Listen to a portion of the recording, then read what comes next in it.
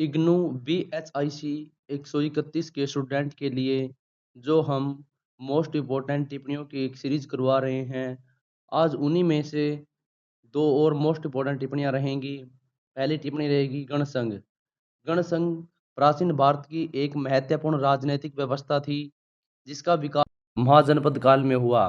इस व्यवस्था में शासन किसी एक राजा के हाथ में न होकर कई व्यक्तियों या कुलीन वर्ग के समूह के हाथ में होता था, जिन्हें गण कहा जाता था। ये गण मिलकर राज्य का संचालन करते थे और महत्वपूर्ण निर्णय सामूहिक रूप से सभा और परिषद के माध्यम से लिए जाते थे।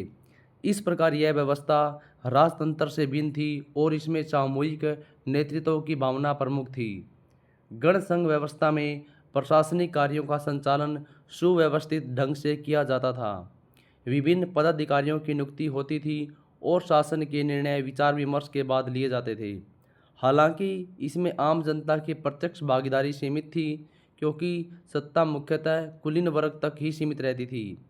फिर भी यह व्यवस्था उस समय के लिए अपेक्षाकृत प्रगतिशील मानी जाती है। लिच्छवी और शक्य जैसे गण संघ इसके प्रमुख उदाहरण थे, जहां परिषद और सभा के माध्यम से शासन संचालित होता था। इस व्यवस्था ने राजनीतिक विचारधारा में परामर्श, सामूहिक निर्णय और उत्तरदायित्व की भावना को विकसित किया। आगे चलकर इसने भारतीय राजनीतिक परंपरा को भी प्रभावित किया और लोकतांत्रिक मूल्यों के प्रारंभिक रूप को प्रस्तुत किया। निष्कर्ष में लिखेंगे, इस प्रकार गण संघ प्राचीन भारत की एक महत्वपूर्ण राजनीतिक प्रणाली थी जिसने सामूहिक शासन और परामर्श की परंपरा को विकसित किया। तो इसकी PDF आपको फ्री ऑफ कॉस्ट मिल जाएगी। आपको कमेंट में PDF लिख देना है। नेक्स्ट जो टिप्पणी रहेगी वो है बौद्ध धर्म। संक्षेप में कई बार पूछ लिया जाता है हमसे टिप्पणी के रूप में 10 नंबर के प्रश्न के अंदर। बौद्ध धर्म की स्थापना 6वीं शताब्दी ईसा पूर्व में गौतम बुद्ध द्वारा की गई थी। यह धर्म उस समय के जटिल कर्मकांडों और सामाजिक असमानताओं के विरुद्ध एक सरल, नैतिक और व्यवहारिक जीवन पद्धति प्रस्तुत करता है। बौद्ध धर्म का मुख्य उद्देश्य मनुष्य को दुखों से मुक्ति दिलाना है, जिसके लिए बुद्ध ने 4 आर्य सत्य और अष्टांगिक मार्ग का उपदेश दिया। 4 आर्य सत्य के अनुसार जीवन दुख में है, दुख का कारण तृष्णा है, तृष्णा का नाश संभव है और इसके लिए अष्टांगिक मार्ग का पालन करना आवश्यक है।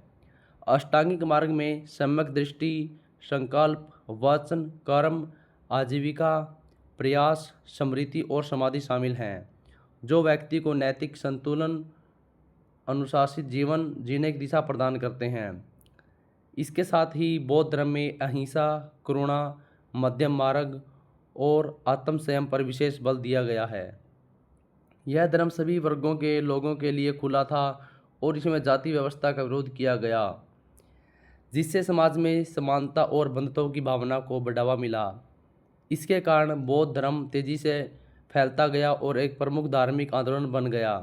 निष्कर्ष में लिखेंगे, इस प्रकार बौद्ध धर्म एक सरल, नैतिक और व्यवहारिक जीवन दर्शन है जिसने भारतीय समाज में सुधार और समानता की भावना को प्रोत्साहित किया। तो दोस्तों, आज हमने यहाँ पर 2 और टिप्पणियाँ कंप्लीट की हैं।